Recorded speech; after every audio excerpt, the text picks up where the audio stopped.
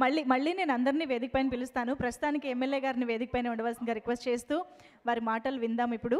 Sir, మీ wishes to line man and line మ్యాన్కి సంబంధించి మీ ఎక్స్పీరియన్సెస్ ఏమైనా ఉంటే కూడా షేర్ చేసుకోవాలని కోరుకుంటూ. Thank you.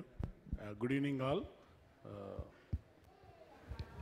లైన్ మ్యాన్ అనే మూవీ అంటే చాలా ఆ యొక్క స్టోరీ, వారి ఆలోచన విధానం రావడం, that's credit goes to the director and writer and everything. ఎందుకంటే లైన్ మ్యాన్ అనే క్యారెక్టర్ను కూడా ప్రొజెక్ట్ చేసి మూవీలో తీసుకురావడం, వారి యొక్క జీవిత చరిత్ర ఎట్లా ఉంటుంది అనేది చూపెట్టడం అనేది it is a great opportunity. I Born in 63, so before 70s movies అన్నీ దేశభక్తి, తర్వాత యూనో బాగా భక్తితో ఉండేది. అలాగే ఎక్కువగా దేశభక్తి, తర్వాత లవ్ బిఫోర్ బ్రదర్స్, అంటే ఇద్దరి మధ్యన సాక్రిఫైస్, అన్నదమ్ముల కోసం కుటుంబం చిత్రాలు ఇట్లా. అలాగే రాను రాను it's become Ek pool దోమాలి, heroines ఒక హీరోయిన్, ఇద్దరు హీరోలు, తర్వాత ఇద్దరు హీరోయిన్లు ఒక హీరో, ఇట్లా. అలాగే Sholay, I'm favourite of Hindi movies, ఎక్కువ హిందీ మూవీస్ చూసేవాడిని. సో ఇలాంటి మూవీస్ నుండి రాను రాను అంటే ఒకప్పుడు ఓన్లీ ఆ పర్టికులర్ హీరో ఉంటేనే మూవీ హిట్ అయ్యేది.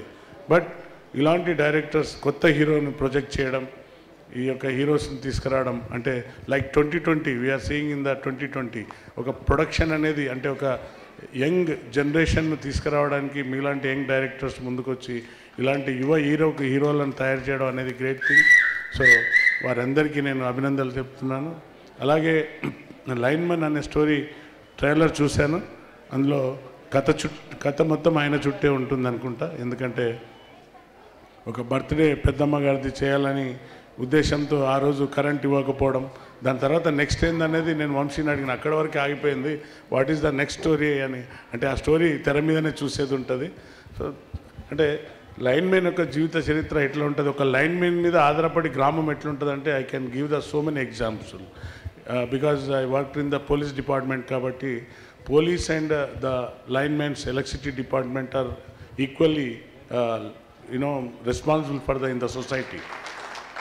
మనకు తెలుసు డిజాస్టర్ వచ్చినప్పుడు, అంటే తుఫాన్ గాలిలు వచ్చినప్పుడు కూడా మనకు ఎన్నో పోల్స్ పడిపోతుంటాయి.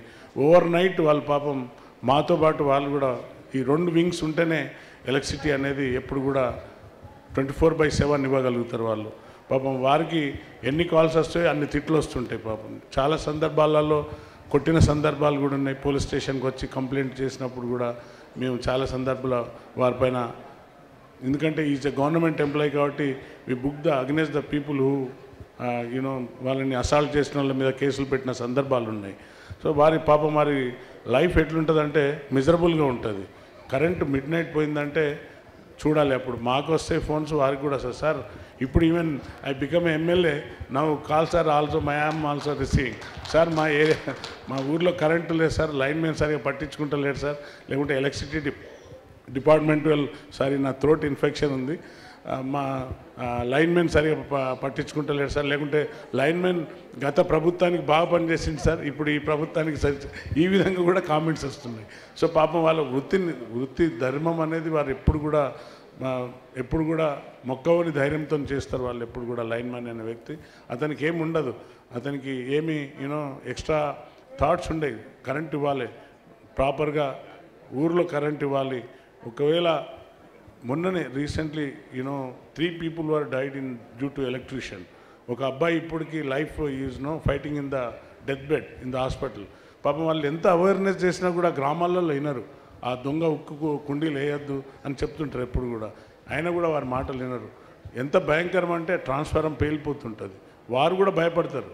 అలాంటి సందర్భంలో అందులో సమ్ ఆయిల్, ఏం ఆయిల్, అది ఒక ఆయిల్ ఉంటుంది, అది మీద పడితే మొత్తం కాలిపోతాం మనం. సో అంతటి క్రూషియల్ జాబ్ వాళ్ళు చేసేది. వారికి ఈ మూవీ ద్వారా వారి యొక్క లైఫ్ను ఎన్లైట్ చేసిన డైరెక్టర్ గారికి, హీరో గారికి అండ్ ప్రొడ్యూసర్ వారికి అందరికీ నేను హృదయపూర్వక అభినందనలు చెప్తున్నాను. It is a good opportunity for the young hero. ఇంకా ఇలాంటి మూవీస్ ఇంకా తీయాలి అండ్ ఈ మూవీ హిట్ కావాలని నేను మనసారా కోరుకుంటున్నాను. So I bless you all. Thank you for giving the opportunity. జై హింద్.